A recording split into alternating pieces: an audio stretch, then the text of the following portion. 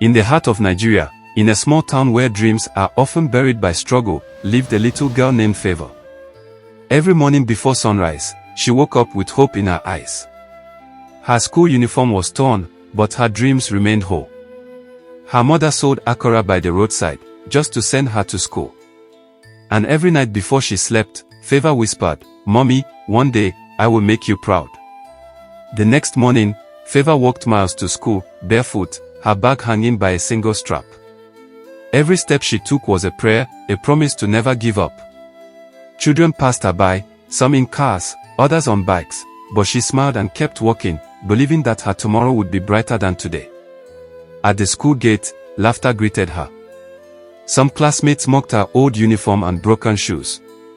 They called her "body house girl" because she cleaned classrooms to afford her books. She looked down, smiled gently, and said quietly, "Maybe one day, you'll know my name for something greater." Behind her gentle smile was hunger, pain, and strength.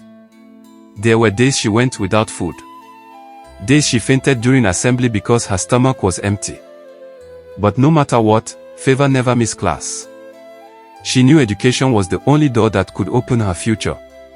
One afternoon, her teacher, Mrs. Busy, noticed her quiet suffering.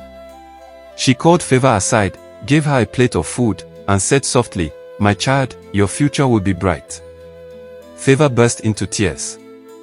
For the first time, someone saw her, not her poverty, but her potential. Months later, during the inter-school speech competition, Favor stood on stage, nervous but brave. She looked at the crowd and said, "Poverty is not my name. My name is Favor, and I was born to rise." The hall went silent, then erupted with applause. In that moment, she felt seen, strong, and unstoppable. Among the audience was a kind journalist, a woman who worked for a TV station. She was touched by Favor's courage and decided to share her story nationwide. Within days, the video went viral. Nigeria fell in love with the body house girl who never gave up. Help began to pour in. A scholarship sponsor offered to send Favor to one of the best schools in Lagos. Her mother dropped to her knees, crying tears of joy.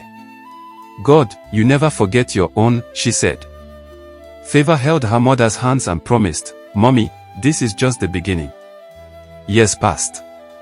Favor returned to her old school, now a doctor. She rebuilt the classrooms and donated new uniforms, shoes, and books. Children shouted her name with joy, "Dr. Favor. Dr. Favor." Her mother watched proudly, her eyes filled with tears of gratitude. Standing before the students, Favor smiled and said, "Don't laugh at someone's struggle. Help them grow. Every child deserves a chance, just like me." The crowd clapped, her mother's eyes shone, and Favor looked up to the sky and whispered, "Thank you, God, for turning my pain into purpose." Body House School, a lesson for every parent, every teacher, and every child. Never stop believing in the power of a dream.